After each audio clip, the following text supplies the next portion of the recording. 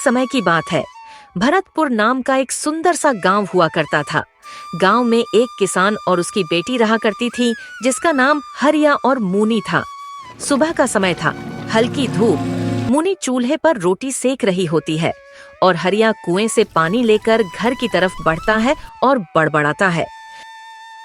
तभी ये सारी बातें मूनी सुन लेती है और फिर बोलती है, बाबा, मेहनत का फल देर से ही सही, लेकिन मिलता जरूर है। पर अगर दिल में संतोष नहीं हो तो कितना भी मिल जाए कम ही लगता है। तभी हरिया मूनी से बोलता है, धत, हर साल मेहनत करता हूँ पर खेत से बस 2 मुट्ठी अनाज ही मिल पाती है। किस्मत ही फूटी है मेरी। बाबा, इतना लालच ठीक नहीं। सुख पैसों से ज्यादा अच्छे मन से मिलता है। तभी हरिया मूनी से बोलता है,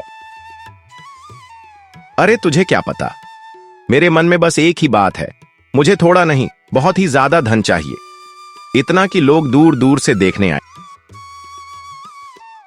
तभी मूनी हरिया की तरफ चिंतित होकर ध्यान से देखने लगती है। बाबा, इतना लालच ठीक नहीं। सुख पैसों से ज्यादा अच्छे मन से मिलता है। तभी हरिया मुनि से गुस्से में बोलता है, अरे तू तो हमेशा नसीहत देती रहती है। मुझे कुछ ऐसा चाहिए जिससे मैं एक झटके में अमीर बन जाऊं। और फिर दोपहर हो जाता है। तभी हरिया कुल्हाड़ी लेकर जंगल की ओर लकड़ियां काटने निकल जाता है। जंगल एकदम शांत होता है।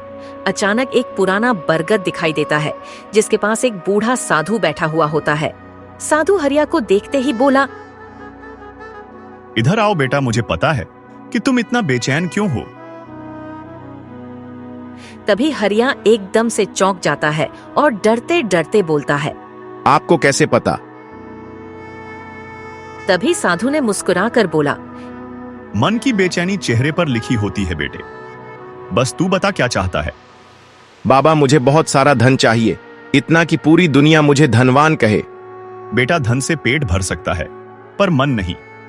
जो भी मांगना सोच समझकर मांगना। इतना सुनते ही हरिया खुश हो जाता है और बोलता है, आप बस तरीका बता दो बाबा, बाकी मैं देख लूंगा। यह एक मनोकामना पूरा करने वाला कटोरा है। इसमें जो भी चीज डालेगा वह चीज 100 गुना होकर लौटेगी।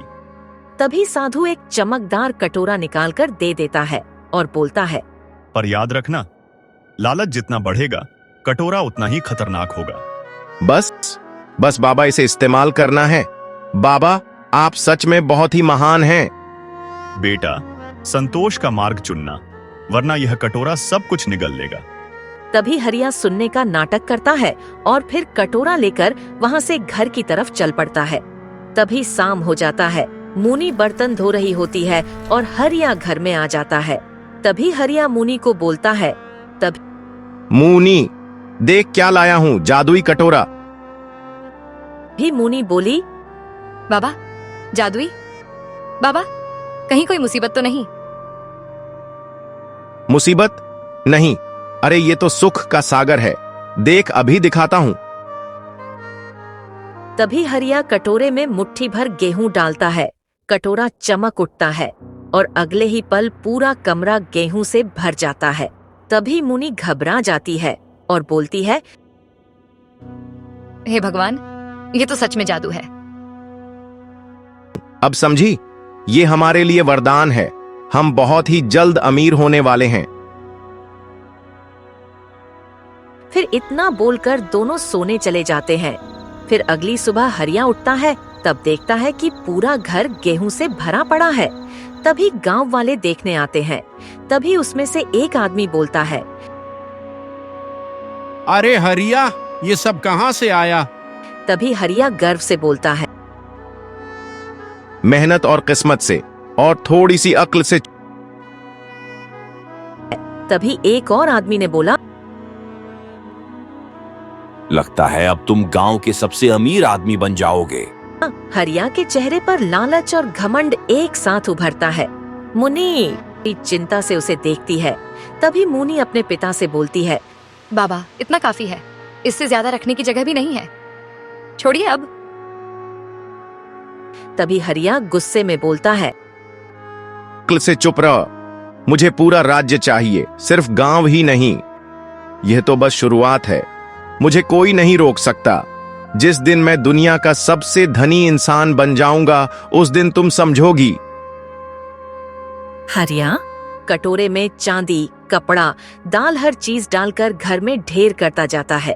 घर इतना भर जाता है कि दरवाजे तक आ जाते हैं। तभी मुनी हरिया से डरते डरते बोली, बाबा, अब रुक जाओ, घर में रखने तक की जगह नहीं है। ये साधु बाबा ने आपको चेतावनी दी थी, लालच मत करना। फिर एक दिन हरिया ने उस कटोरे में मिट्टी डाल देता है। तभी कटोरा भयानक रूप से चमकने लगता है। कटोरे से मिट्टी का सैलाब फूटता है। पूरा घर मिट्टी से भरने लगता है। अनाज, कपड़े सब उसमें दबने लगता है। तभी मुनी ने हरिया से कहा, बाबा बस कीजिए, कटोरा रुक नहीं रहा। तभी हरिया जोर जोर से रोने लगता है और बोलते रहता, अरे अरे, ये क्या हो रहा है? मैं रोकूं कैसे? तभी अचानक साधु की रहस्यमयी आवाज सुनाई देती है, बेटा, चाहत ने तुझे अंधा कर दिया है। कटोरा अब तेरी नहीं सुनता। लालच का अंत हमेशा विनाश ही होता है। हरिया और मुनी दोनों उदास खड़े हैं। चारों ओर सिर्फ मिट्टी के ढेर और टूटा सामान पड़ा रहता है। तभी मुनी हरिया से बोलती है, बाबा, सब चला गया। अगर आप थोड़ा समझते, थोड़ा रुकते, तो ऐसा कभी नहीं होता। मैंने कितनी बार समझाया था आपको।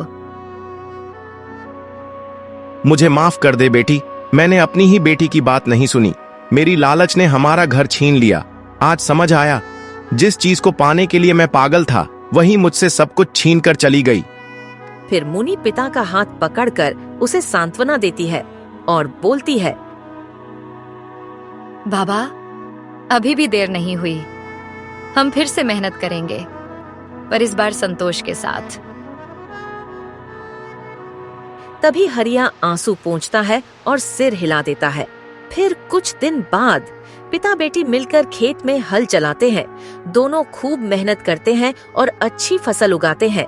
इतने में हरिया बोलता है,